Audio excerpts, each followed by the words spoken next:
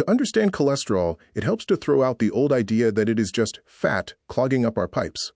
Physically, cholesterol is a waxy, yellowish substance. It belongs to a family of organic molecules called sterols, which are a unique cross between an alcohol and a fat. It is so fundamentally vital to human life that your liver and cells manufacture about 75% to 80% of it themselves every single day.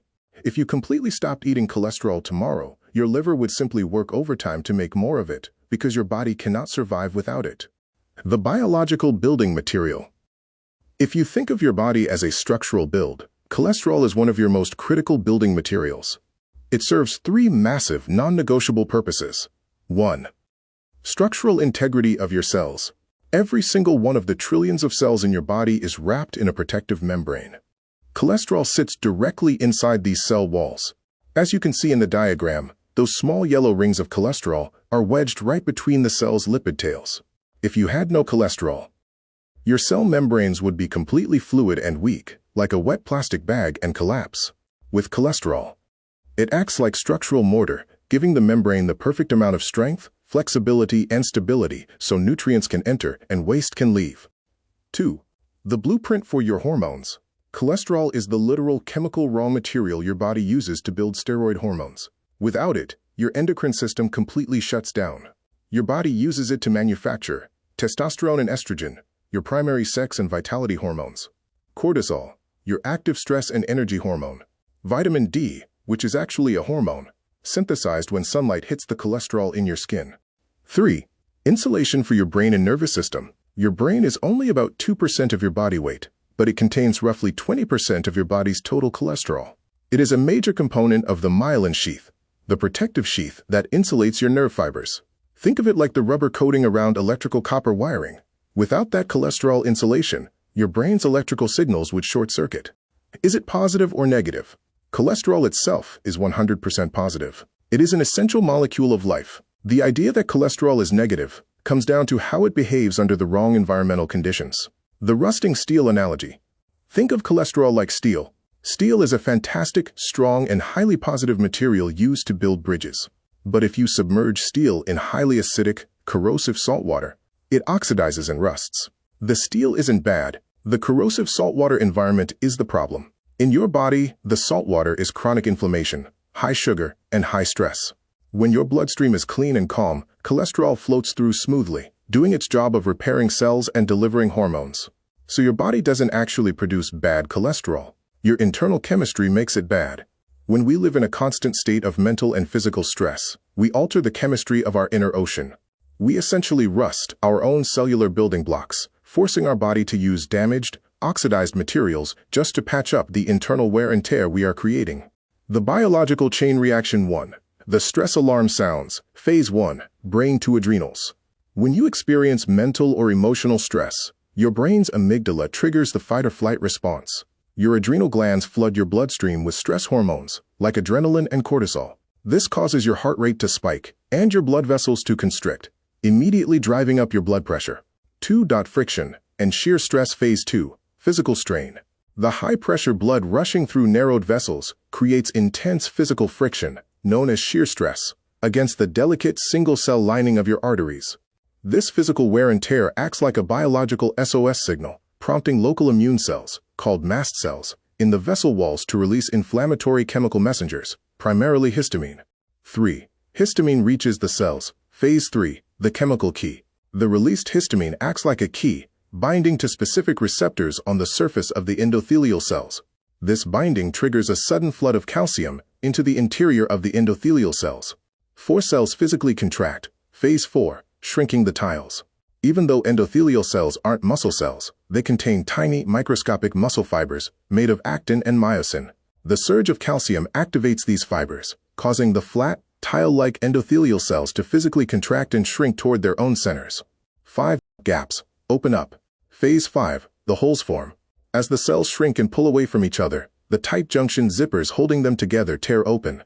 This creates microscopic intercellular gaps, the literal holes in the defensive wall of your artery.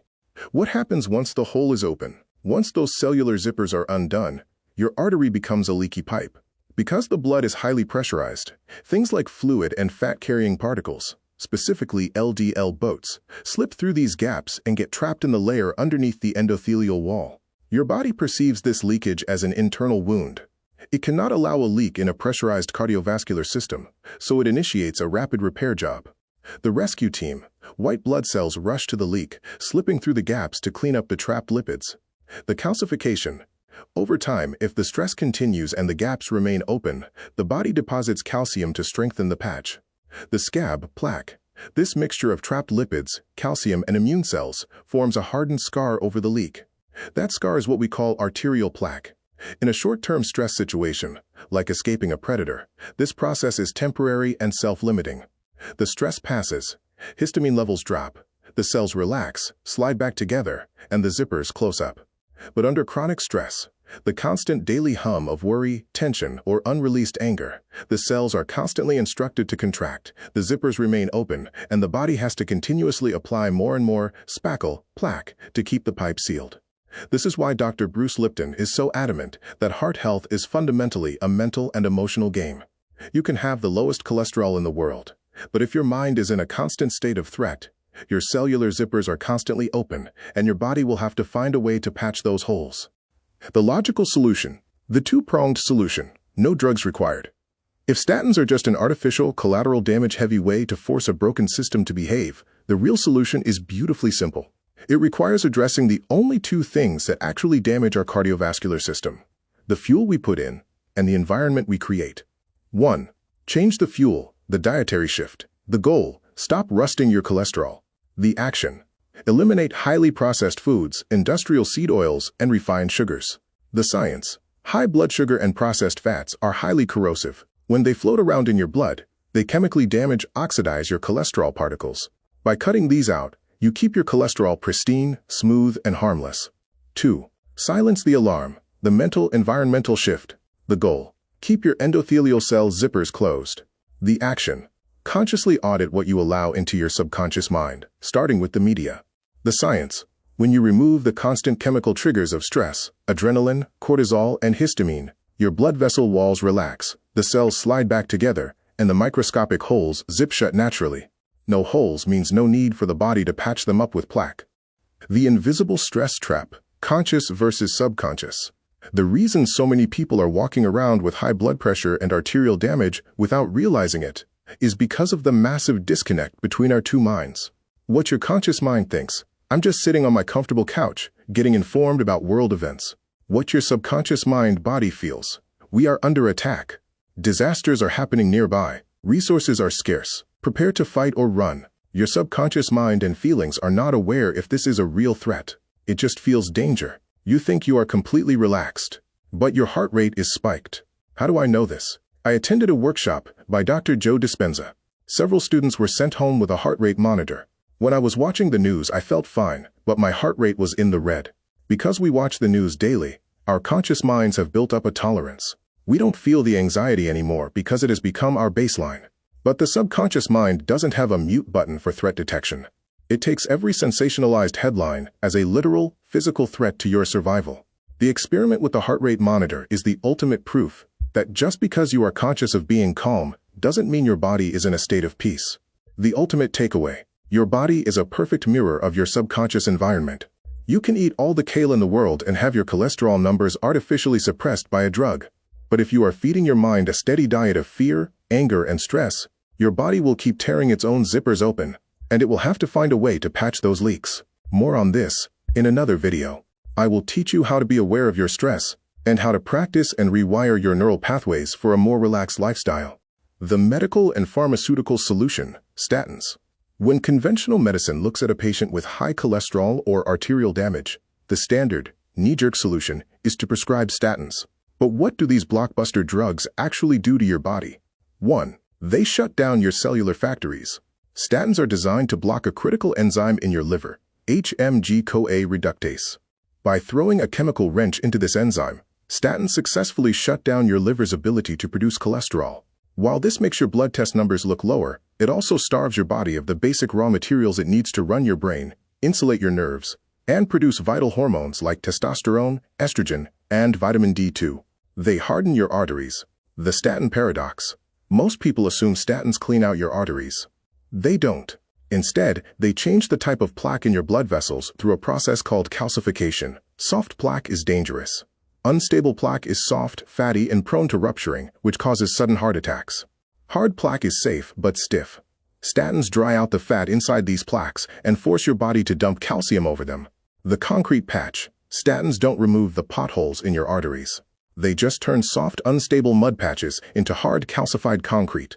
While this prevents a sudden rupture, it leaves you with stiff, rigid, hardened arteries that can drive up your blood pressure over time. 3. The biological collateral damage. By blocking the pathway that makes cholesterol, statins also block the production of CoQ10, the vital fuel your cellular power plants, mitochondria, need to make energy. This is why muscle pain, fatigue, and brain fog are the most common side effects of these drugs. The bottom line: statins are a classic damage mitigation tool. They artificially force your cholesterol numbers down and calcify your plaques to prevent a disaster, but they do absolutely nothing to fix why your blood vessels are inflamed and leaking in the first place. They are simply postponing the inevitable, while fighting against millions of years of human biological intelligence. The myth of the normal number, the 200-person illusion. Where did the idea come from that everyone's total cholesterol must be under 200 milligrams per deciliter? Dr. Bruce Lipton exposes a massive statistical flaw at the very foundation of modern cardiology.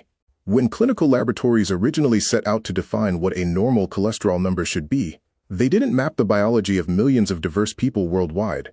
Instead, they took a small, convenient sample group, typically around 200 healthy individuals, often medical students or lab staff on campus. They tested their blood, calculated the mathematical average, plotted a standard bell curve, and drew a rigid line in the sand. From that day on, the medical industry began treating all 8 billion people on Earth based on the mathematical average of those original 200 subjects. The fatal flaw: conflating average with normal. This creates a massive biological problem because it assumes human bodies are identical machines. Average is just a math equation. It simply tells us where a tiny specific group of college-aged lab subjects happened to land on a particular day decades ago. Normal is a dynamic state of health. Your ideal cholesterol level is entirely unique to your genetics, your age, your environment, and your body's current need for cellular repair. Instant patience. By turning an arbitrary average into a universal law, the medical system created millions of sick people overnight.